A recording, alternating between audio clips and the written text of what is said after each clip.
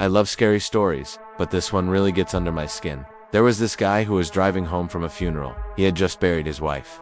As he's driving home, he starts to feel like he's being followed. So he pulls over and he sees this car behind him with its headlights on, but it doesn't have any license plates. And as he's sitting there, he starts to get a flat tire. And when he finally gets the spare tire out, he sees that it's also flat.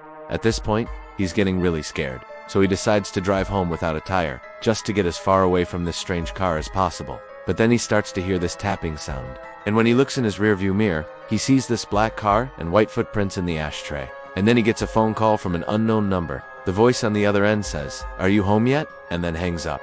He gets home and he locks all the doors and he's sitting there thinking, who was that? Who was following me?